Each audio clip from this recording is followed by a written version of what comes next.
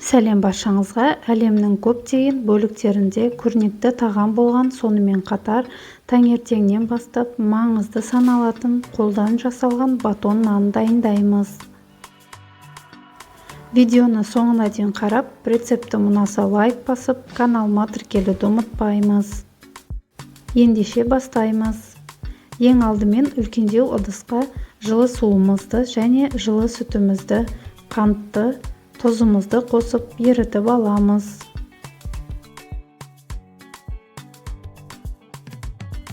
Одан кейін құрғақ ашытқыны қосып, массамызды аздап ерітіп алып, үстінен електен өткен ұнымызды қосып, қамырын илей бастаймыз.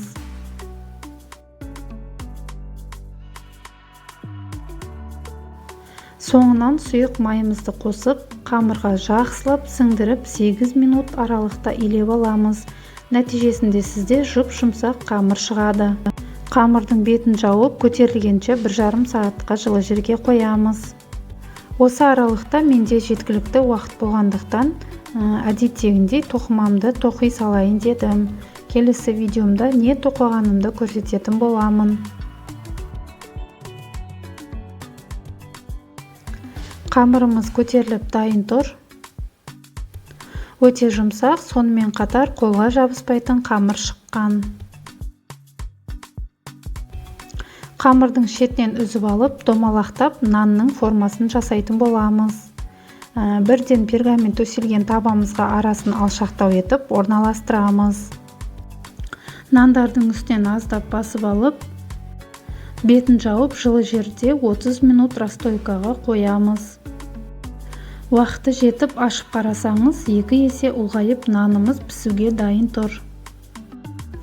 Нандардың бетінен жұмыртқаның сары уызын толыққанды жағып аламыз.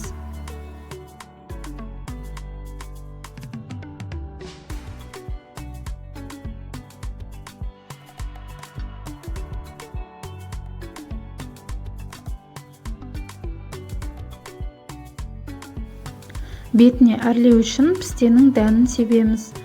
Ол болмаса кунжут қолдансақ та болады. Нандарымызды қызып тұрған пеште 180 градуста 2 бетін қызарғанша пісіріп аламыз. Көріп тұрғаныңыздай нандарымыз пісіп шықты. Өте жұмсақ, пістенің иісі де тартымды болып, өте дәмді болып піседі. Бойына сүт пен майды сіңіріп, былбырап піскен нандарымыз өте дәмді болады. Нандарымызды бірге кесіп қарайық. Өте жұмсақ әрі үлпілдек болып шыққан. Ендеше дәл осындай дәмді тағамды менімен бірге жасап, ойланбай бірден тіркеліп алыңыз. Алдағы уақытта оңай рецепттермен әртүрлі дәмді тағамдармен бөлісетін боламын. Ас болсын.